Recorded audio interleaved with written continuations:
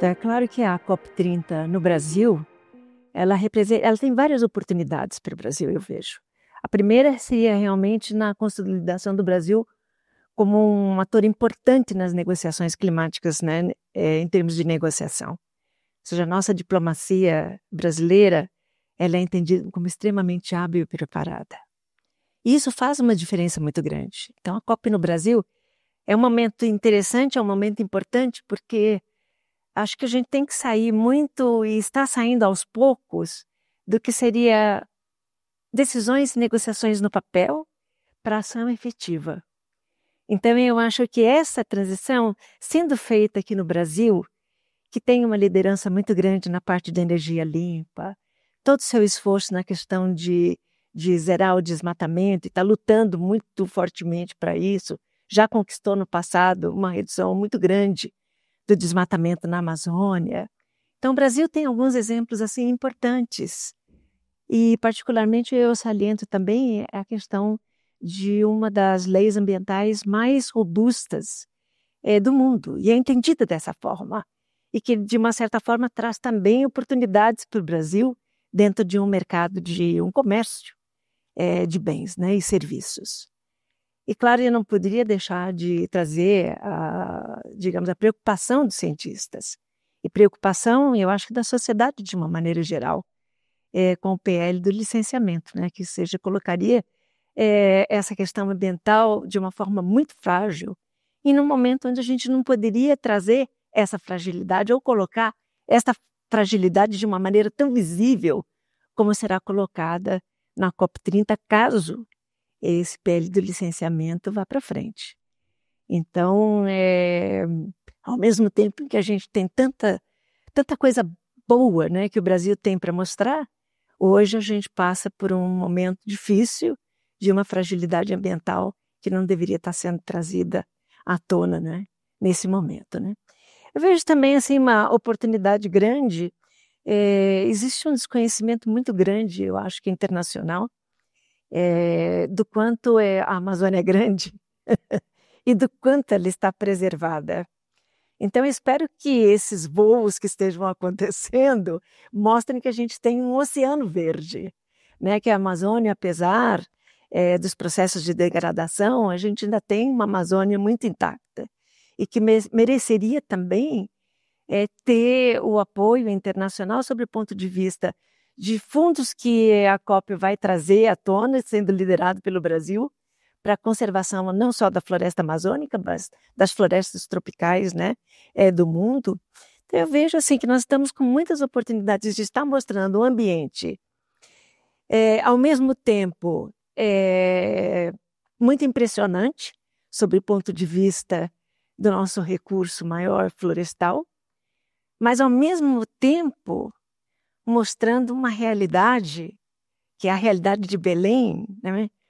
Saindo de 3 COPs muito luxuosas, muito grandiosas, e eu vejo que você cai na realidade do que deveria ser uma COP, mostrando a vulnerabilidade particular dos países em desenvolvimento, né?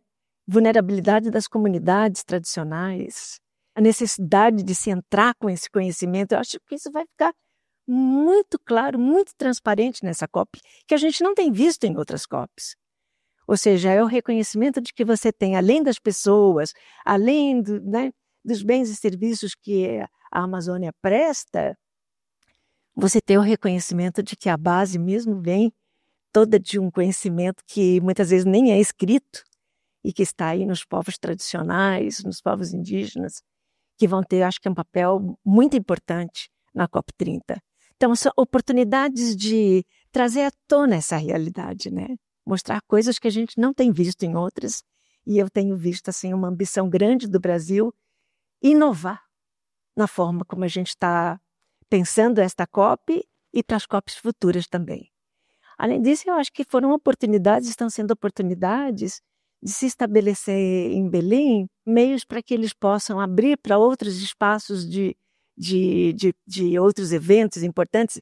Eu estive em Belém 2 vezes o ano passado, é impressionante o número de eventos que Belém hospeda. mas claro, com as limitações que ele tinha antes com relação ao espaço, enfim. Eu acho que a gente abre novas oportunidades de negócios para Belém e também a questão de formação de pessoas. Uma oportunidade para você treinar as pessoas, entender um pouco mais a temática climática que está sendo construída aos poucos, para que as pessoas entendam o que é uma COP, né? O que é uma conferência que, na verdade, não vai resolver os problemas do Brasil. Ela é planetária.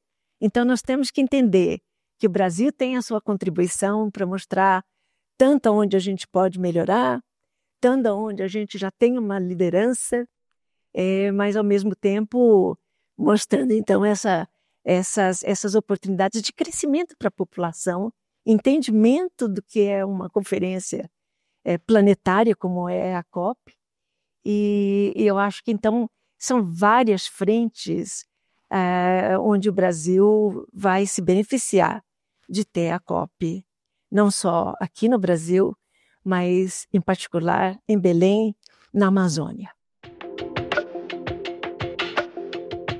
Então, eu acho que uns 10 anos atrás criou-se uma coisa interessante que foi uma agenda de ação climática, né?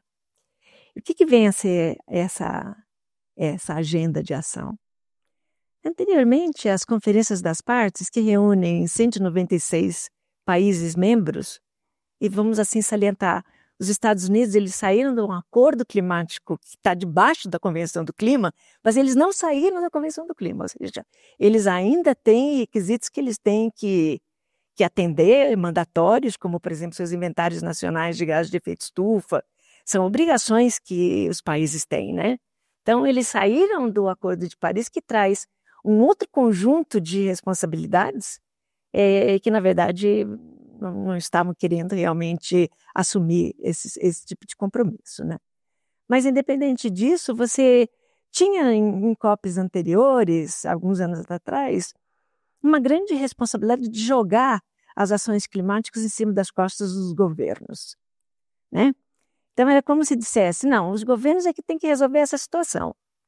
Quando, na verdade, a agenda de ação climática, e particularmente o papel que o embaixador André Corrêa do Lago, né, o nosso presidente designado para a COP30, tem de realmente fazer com que essa agenda de ação cumpra mais do que aquele papel para o qual ela foi criada, que foi: nós vamos deixar de estar somente entendendo que os governos vão resolver a questão climática e agora a gente vai ampliar isso para envolver sociedade civil, o terceiro setor, o setor privado, as comunidades. Então, o embaixador ele criou o chamado mutirão da agenda, que visa justamente fazer isso. Esta aproximação, trazer uma construção inclusiva sem deixar ninguém para fora.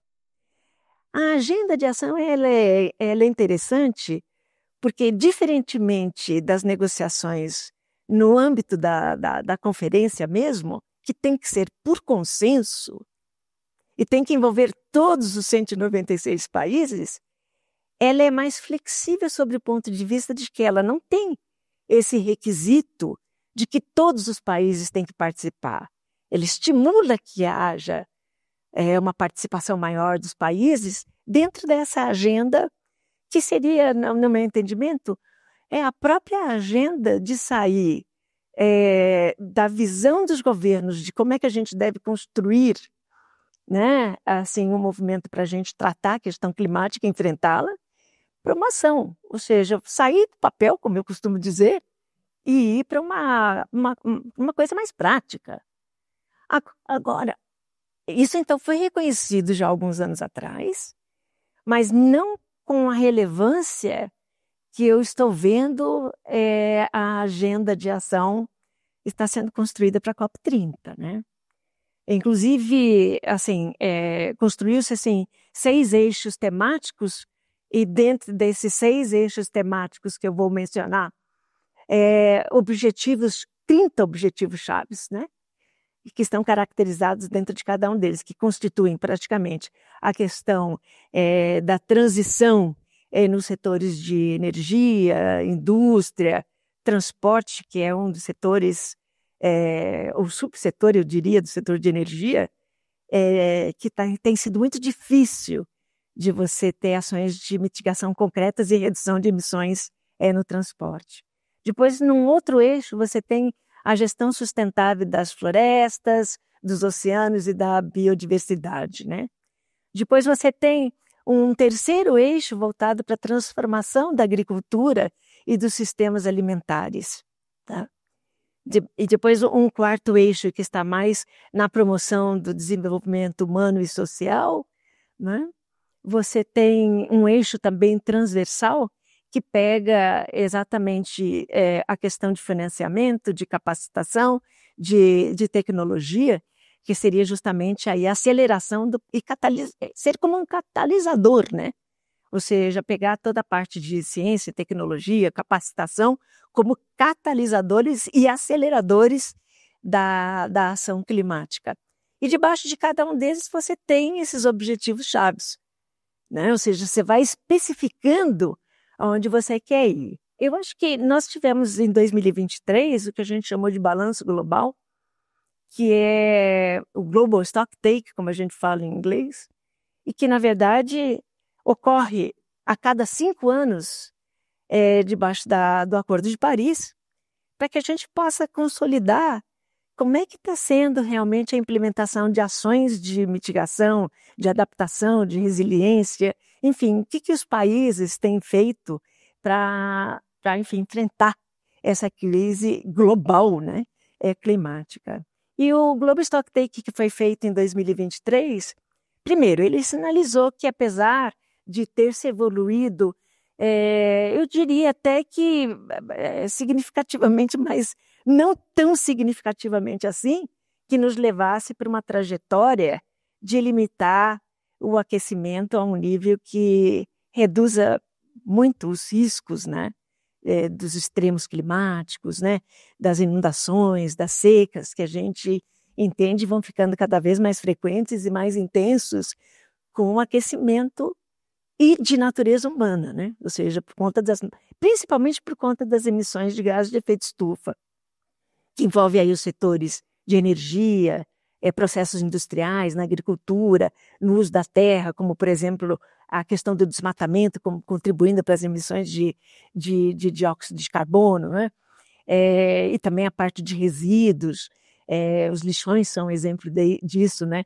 Com emissões de metano. Então, você tem aí toda uma construção importante envolvendo todos esses setores. Então, o Global Stocktake pega todas as ações que os países têm feito, tanto países desenvolvidos como os em desenvolvimento, né? Estão submetendo a cada 5 anos o que eles chamam de ações nacionalmente determinadas ou compromissos nacionalmente determinados e que mostra, então, a sua ambição de, por exemplo, no caso do Brasil, que eu vou conseguir reduzir de minhas emissões em 2025, em 2030, em 2035, ou seja, aumentando assim, sistematicamente as suas ambições. E isso dentro do Acordo de Paris deve ser feito por todos os países, cada vez mais aumentando suas ambições, né? E o Global Stocktake em 2023 falou, olha, apesar de a gente ter tido avanços, a gente não está indo dentro de uma trajetória de emissões ou numa trajetória de redução das emissões que nós estamos propondo, que nos leve a limitar o aquecimento nos limites que o Acordo de Paris buscou, ou seja, bem menos de 2 graus Celsius acima dos níveis pré-industriais e perseguindo esforços para limitar 1,5, que já, digamos, é entendido principalmente pelos países insulares como indo além daquela capacidade que eles teriam de adaptação e já levando a uma perda de seus territórios por conta da elevação do nível do mar, né? Mas então a gente tem esses objetivos de temperatura de longo prazo, ou seja, o Acordo de Paris não falou que seria esse longo prazo, os cientistas singularizaram isso para ser no final desse século, né? Então, a gente, no Global Stock Take, teve isso, mas ele também sinalizou não só o fato de que as ambições não estão sendo suficientes, mas como sinalizou e teve o compromisso dos países de buscar, então, alguns acordos, como, por exemplo, triplicar a participação de energias renováveis até 2030, né, duplicar a questão da eficiência energética até 2030, né?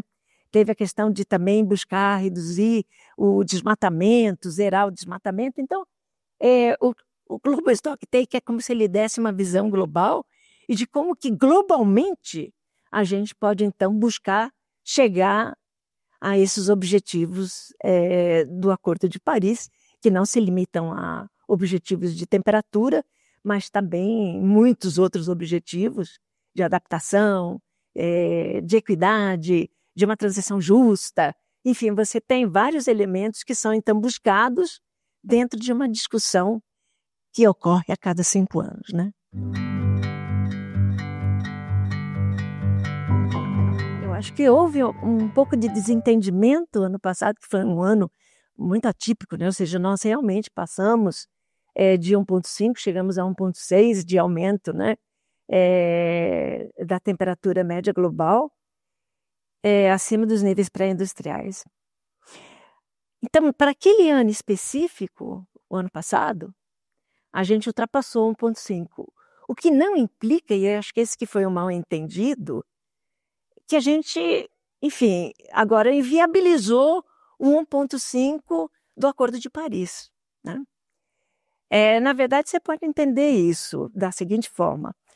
O painel intergovernamental sobre mudança do clima, que é realmente a autoridade internacional nas temáticas, né, de mudança do clima, ele faz uma estimativa do aumento com bases observacionais mesmo, dados, não são modelos, né? Os modelos têm problemas às vezes, por conta das hipóteses, das suposições, mas quando você tem dados observacionais de múltiplas fontes, aí você já tem uma evidência muito grande para você fazer algumas conclusões ou tomar sinalizar elementos concretos, né? Então, o painel intergovernamental, o IPCC, ele pega uma série multidecadal, ele pega 20, 30 anos e faz a estimativa com base na mudança na tendência que você tem na temperatura média global, né? E ver se isso realmente está modificando e como é que ele está modificando. Então, esse um ano que nós tivemos no ano passado, ele vai ser um dado dentro de uma série de 20. Então, se ele for um ano atípico, ele se dilui dentro de outros anos não tão atípicos, né? Mas à medida que você vai tendo a mudança do clima, a gente está vendo que nós estamos tendo cada vez mais décadas, né, sucessivamente mais quentes, né? O último relatório do IPCC, que terminou em 2022, mostrava que as últimas 4 décadas foram sistematicamente mais quentes, né? E essa próxima década não vai fugir dessa trajetória. Então, a gente entende que com isso, você vai passar a ter o que a gente chamaria anos atípicos, virando praticamente anos normais. Então, o que a gente tem visto em termos de informação que não vem do painel científico, porque ele ainda não teve o seu relatório atualizado, mas de outras agências, como, por exemplo, a Organização Meteorológica Mundial, a estimativa é de que a gente esteja hoje com 1,3, né, graus Celsius acima dos níveis pré-industriais, né? Agora, apesar disso ser interessante, a preocupação é que a janela para o 1,5 ela está se fechando muito rapidamente. Então, como é que eu vejo e me constrói um determinado otimismo, eu diria, e particularmente voltado agora para a COP30, dentro dessa agenda de ação, onde você realmente está estimulando uma ação muito mais globalizada, envolvendo praticamente todo mundo dentro dessa equação, como uma forma de que eu não vou perder a esperança de que essa janela é pequena, ela está se fechando, mas de repente, mesmo que a gente supere 1,5, e aí sim, dentro dessa série multidecadal, a gente ainda diz na ciência que você poderia reverter essa situação até o final do século. Se você tiver muito acima de 1,5, fica cada vez mais difícil. Mas, de qualquer forma, me traz um pouco de esperança, apesar de que esse otimismo ele não é compartilhado e não é compartilhado por muitos dos meus colegas cientistas. Eu digo que é a COP da mudança, sabe? É a COP mesmo que eu quero entender que a gente consiga fazer isso, né? Que seja uma COP de ação mesmo, né? Agora, é claro que a gente tem dificuldades profundas. Vamos começar pelos países em desenvolvimento, que são os menos responsáveis pelo que a gente tem visto em termos das emissões históricas, né? Ou seja, sabidamente, a maior parte dos países em desenvolvimento contribuíram muito pouco, inclusive, para o aumento da temperatura média, que hoje, eu diria, está nesse 1,3 que eu comentei, né? De qualquer forma, eles são partícipes importantes, porque eles ainda, por estarem dentro de um processo de desenvolvimento, eles podem mudar as tecnologias que eles vão usar para essa questão, fazer uma transição energética bem factível mesmo, porque eles estão nesse processo, né? Não de transição, mas de construção de uma matriz energética para dar cabo do seu desenvolvimento industrial, do aumento da população, que vai demandar energia. Então, você vê que há oportunidades singulares para esses países, né? Eólica, principalmente eólica, solar, que se transformaram em tecnologias muito mais baratas, muito mais acessíveis do que nós tivemos no passado, né? Mas é interessante que você, ao perguntar se eu tenho, por exemplo, um exemplo na família, né? Ou seja, uma série de painéis fotovoltaicos, aí você pergunta, nossa, mas você está preocupado com a mudança do clima? Não, eu estou preocupado com a minha conta da luz, certo? Ou seja, mas isso é real. As pessoas reagem por conta da necessidade também, certo? É muito difícil você estimular alguém por conta de uma mudança do clima que muitas vezes eles não estão entendendo exatamente, não porque são negacionistas, mas é porque não chega concretamente para eles a questão. Mas aí se eles falam, nossa, mas a minha conta está muito alta, o que eu posso fazer? Pô, aí vem alguém e fala para ele, você pode fazer isso. E aí ele, quer dizer, essas coisas vão caminhando junto, né? Então a gente não pode perder de conta que a comunicação, a gente estava numa reunião ontem no Rio, a gente chegou à conclusão que a gente não tem se comunicado muito bem, sabe? Então, eu acredito que também o esforço que a gente tem que ter na COP é justamente acelerar esse processo de comunicação e que a comunicação não seria feita só pelos governos, mas seria feita de uma maneira, como se você ampliasse a sua cadeia, né? De pessoas que vão disseminando as informações de uma maneira correta, né? Isso nem sempre acontece, e esse é um papel importante que eu acho que nós, enquanto cientistas, temos, né? Ou seja, levar a todos os níveis, e não só para os cientistas, né? Essa questão de como é que você realmente transforma isso numa questão concreta que possa ser assimilável. A questão que a gente vê com a mudança do clima é que muitas vezes não se, por exemplo, se você muitas vezes fala com o setor de agrobusiness e você fala, nossa, olha, a gente está tendo nos nossos modelos uma preocupação grande de que a gente vai ter aí uma mudança, uma transformação mesmo, né? Em termos de mudança no padrão de chuvas, um aquecimento que já é observado. Então, vamos começar a agir, né? E é difícil, porque todo ano você tem lá um aumento na produção, então fica difícil esse diálogo, porque ele não é imediato. Se você vai numa Embrapa, o agrobusiness vai para uma Embrapa, e a Embrapa fala, olha, se você mudar isso, sua próxima safra vai ser melhor, ele vê isso concretamente na próxima safra, né? Então é algo factível. Se eu disser para ele que ele tem que mudar uma série de coisas, né? Para melhorar, mesmo por isso essa transformação na agricultura, como a gente fala, é uma coisa que possivelmente ele não vai ver de forma imediata. E talvez se ele implementar aquelas ações que a gente estaria indicando, aumentar a resiliência, etc., talvez ele nem chegue a ver que aquilo iria acontecer, porque ele já tomou ações antecipatórias, né? Então nós temos aí um problema com a mudança do clima, porque as pessoas não veem, às vezes, essas coisas acontecer. E quando vê as inundações, as secas, etc., muitas vezes falam, não, mas isso já acontecia no passado, né? Mas não, mas está acontecendo com mais frequência. Não, mas... Então, é uma construção ainda que merece ser bem trabalhada, e eu acredito que a gente tem trabalhado, enquanto cientistas, muito. E traduzir em miúdos a nossa ciência para os formuladores de políticas, e numa linguagem acessível. E que não é sempre uma questão muito fácil, né?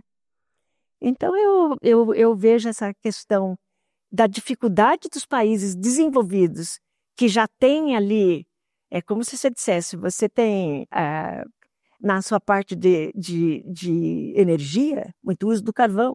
Mesmo que você use o gás natural, combustíveis fósseis são a base. E para você fazer a transição, aí sim, né, para uma energia de baixo carbono e para renováveis, ela não vai de uma maneira fácil e nem vai assegurando que você tenha a justiça climática, como a gente faz, faça uma transição justa. Ou seja, o que você faz com todos aqueles trabalhadores que foram criados dentro de uma cultura de carvão, né? Você tem que, na verdade, fazer uma transição para que ele também se habilite para outras coisas, né? É o que a gente fala, é uma transição justa, é aquela que vai respeitar essas especificidades e entender que isso é um processo e que muitas vezes não é um processo fácil, mas vai ter que acontecer. O preço, hoje eu estava olhando, eu acho que agora vai acelerar o processo da transição energética quando a gente vê que o custo dos fósseis está mais caro do que dos renováveis, né? Então isso talvez estimule uma transição mais rápida, mas assegurando exatamente essa questão de ser uma transição justa e equitativa, né? Que se aplique a todos.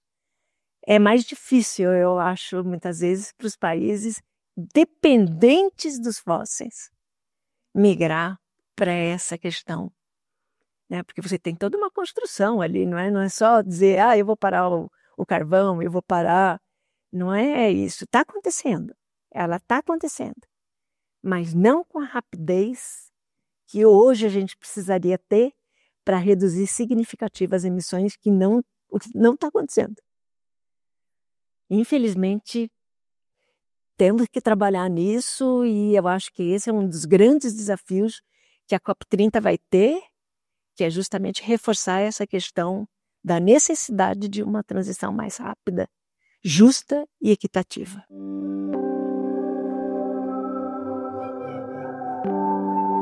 Então você traz uma questão interessante, né? Que é a questão do multilateralismo. Então muita gente tem me perguntado, né, o que é sucesso da COP30? Eu sou bem comedida nessa questão de sucesso, porque eu acho é muito difícil mensurar o que é sucesso, sabe? É fácil você mensurar fracasso, como nós tivemos, por exemplo, na Copa anterior, quando existia toda uma expectativa ou seja, de um financiamento muito maior do que foi colocado à mesa. Nossa, como você entra com uma expectativa alta, aí na hora que não acontece, você fala, nossa, foi um fracasso, né?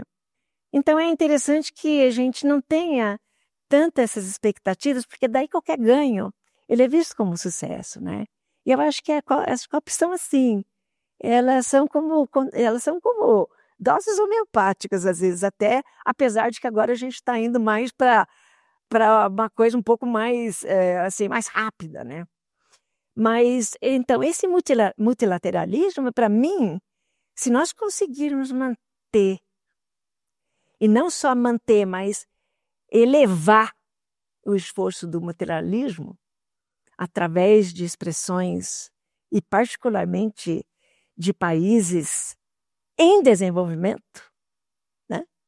Eu vou mencionar, o Brasil é um, mas China é outro, né? Indonésia, países que, enfim, não cabe aqui listar, são muitos países que podem reforçar o multilateralismo, mesmo na ausência dos Estados Unidos, né? Agora, a gente também entende que vai existir a ausência ou a não representação dos Estados Unidos em negociações. Por outro lado, a gente está vendo assim que vários estados americanos vão fazer suas contribuições, independentemente do governo federal. E isso tem uma razão, a meu ver, muito explícita. Quem é que vai querer levar nas costas tudo que se perde, todos os danos, enfim, todas as perdas de infraestrutura, de vidas, de outras coisas que acontecem na saúde? Quem é que vai querer levar a pecha de ser o responsável por isso?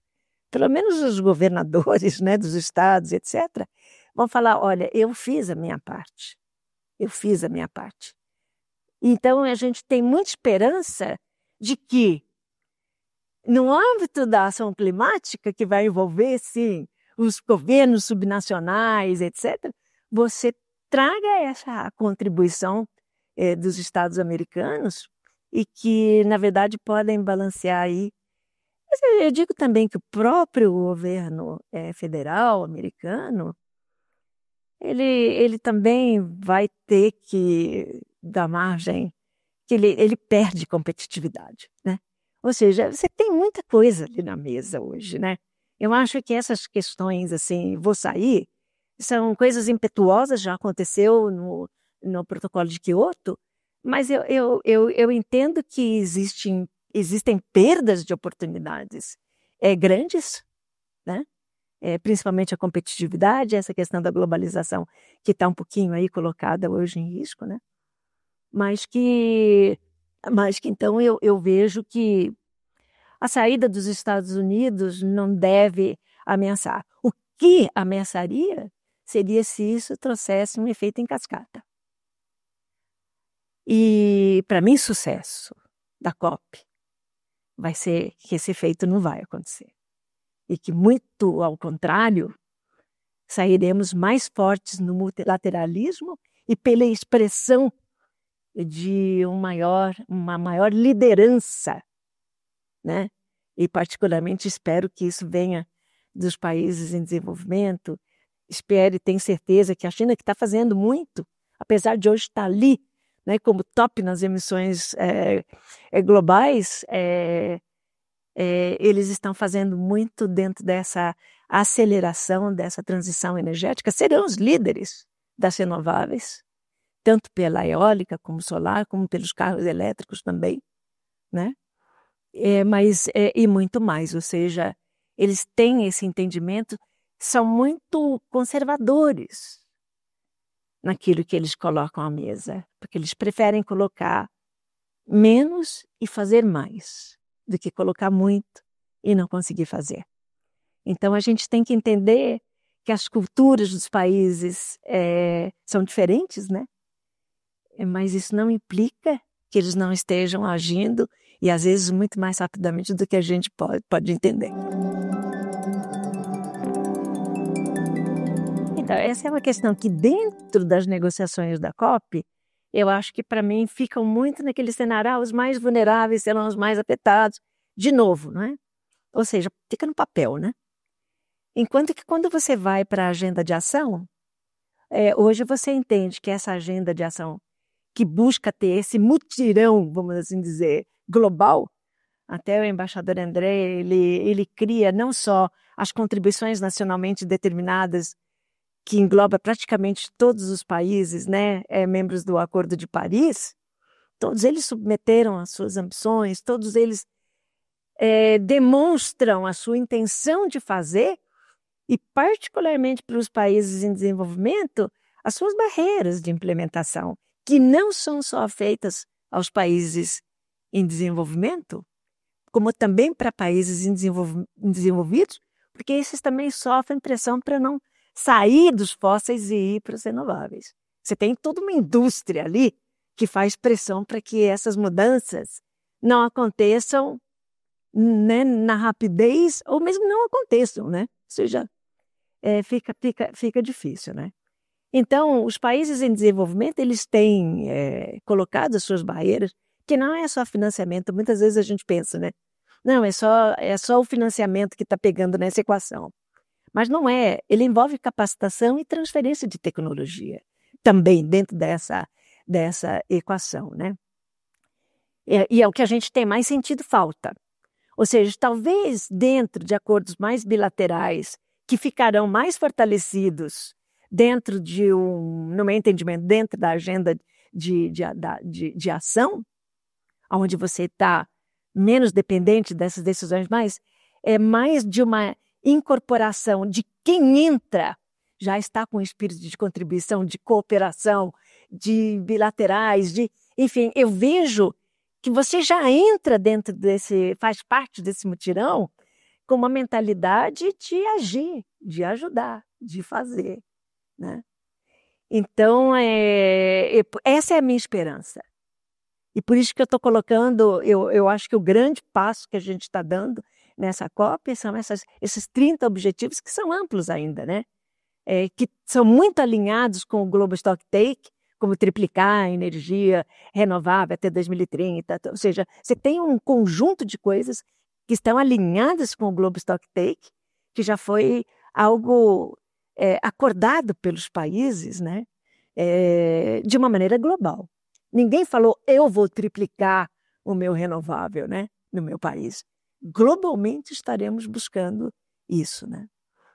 Então eu vejo que há um espaço grande dentro da promoção do desenvolvimento social e humano, dentro do reconhecimento que você tem diferenças regionais enormes, né?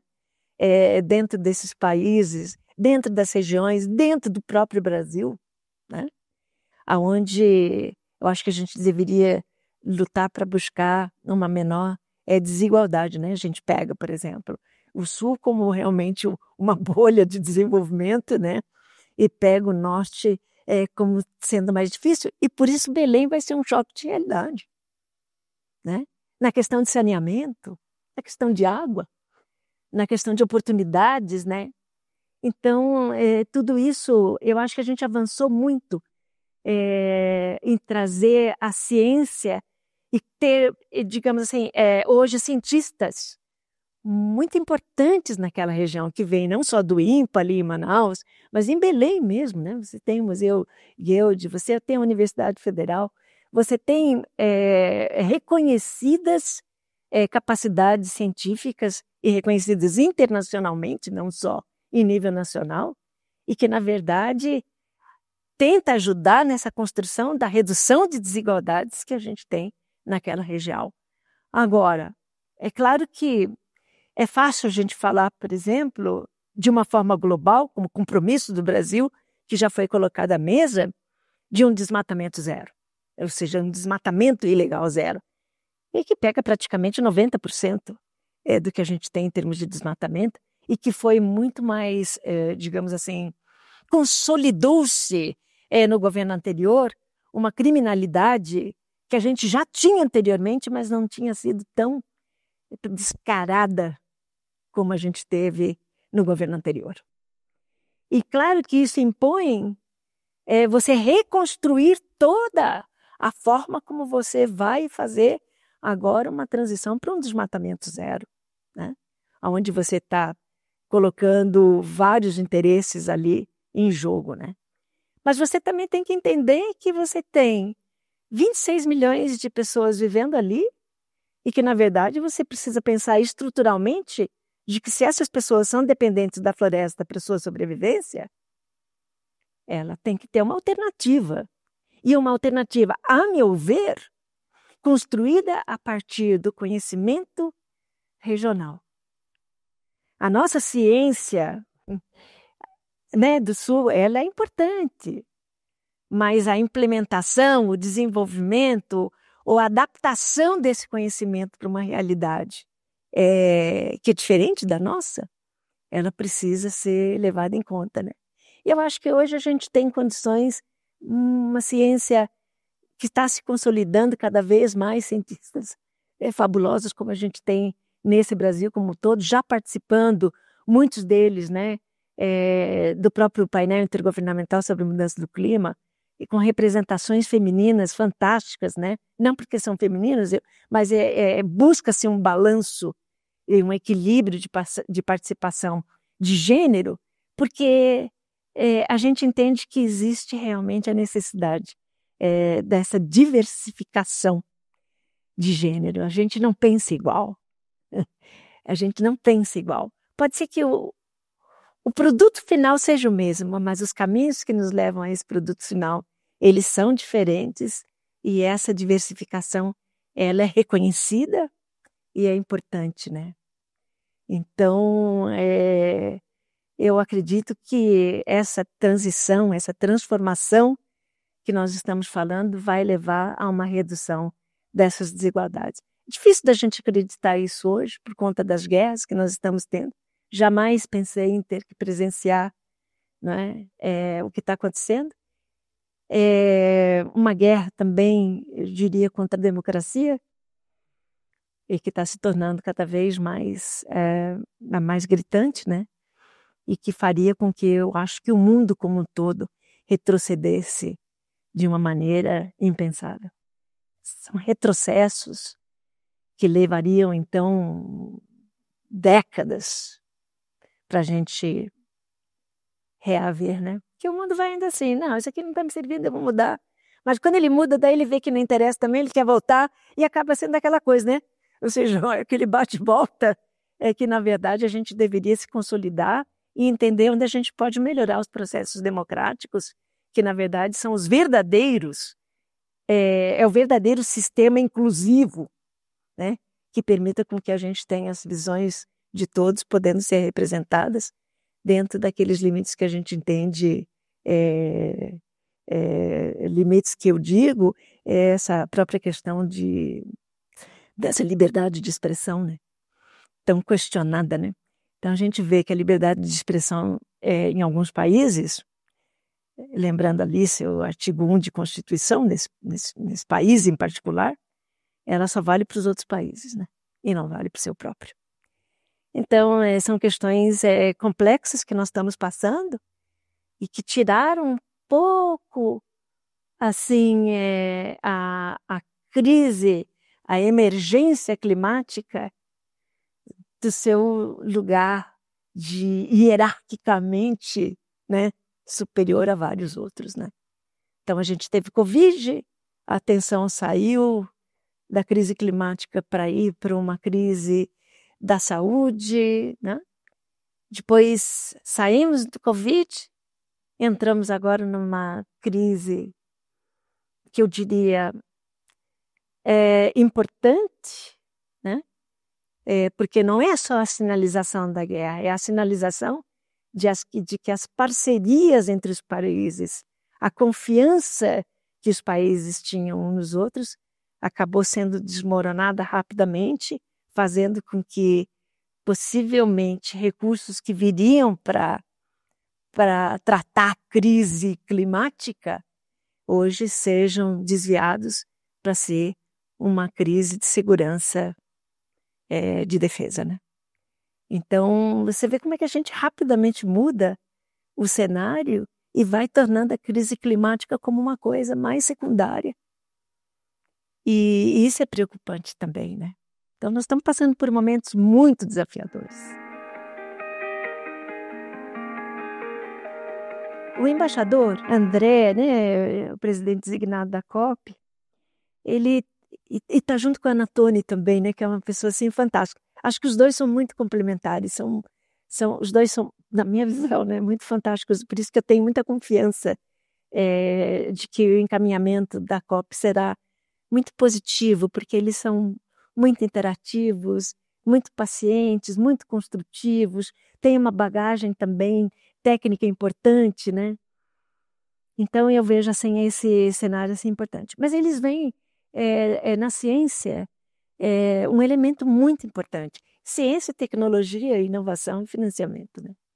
Que criou-se então ali não só um conselho, que ele chama do Conselho Ad Hoc de Ciência e Clima, mas também um conselho para tecnologia e inovação e de financiamento, né?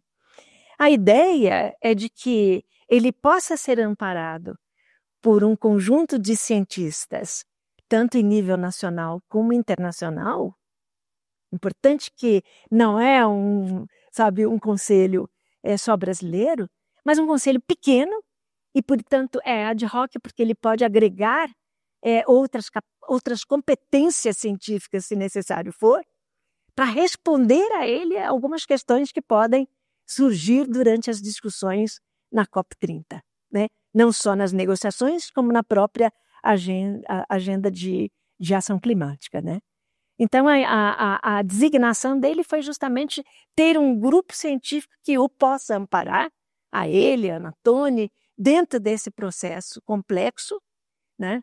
E nós estamos numa fase onde o próprio André e Anatone colocaram algumas preocupações já, como, por exemplo, a própria questão do 1.5, e que vai ser um ponto que nós vamos nos aprofundar para que ele possa ter uma visão bem concreta, talvez nem tão otimista quanto a que eu tenho, mas que seja aí uma representação de uma comunidade maior e onde essas questões serão discutidas e colocadas de uma maneira do melhor que a gente tem de ciência para colocar à mesa, né?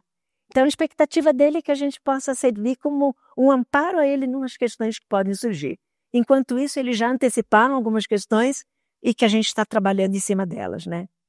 Então, é importante que a gente tenha... eu acho importante reconhecer o papel da FAPESP, né? A FAPESP tem um programa de mudanças climáticas, né? Que está trazendo aí projetos extremamente importantes sendo levados a cabo por instituições acadêmicas aqui do estado de São Paulo, instituições de pesquisa, e que estão reforçando e ajudando a desenvolver também ferramentas que possam ajudar a gente a entender melhor o risco climático, a questão de mitigação, de adaptação, que agora ficou cada vez mais importante dentro desse processo todo, né? Então, dentro dessa representação que o professor Zago me colocou, uma responsabilidade grande, eu tenho discutido com os coordenadores dos programas da FAPESP, não só o programa de mudanças climáticas, mas o programa de transição energética, e estamos construindo assim o que levar. A minha posição, que foi corroborada por todos os coordenadores, é que a gente não deveria só levar a questão da ciência e colocar na mesa: olha, estamos fazendo isso, estamos tendo esse resultado. Não. De buscar também ter quase um mutirãozinho dentro de painéis que a gente quer construir junto com o setor privado, junto com a sociedade civil, junto com, quando feito com as comunidades locais, de tal forma que a gente possa entender as oportunidades de ter parcerias com esses diferentes setores.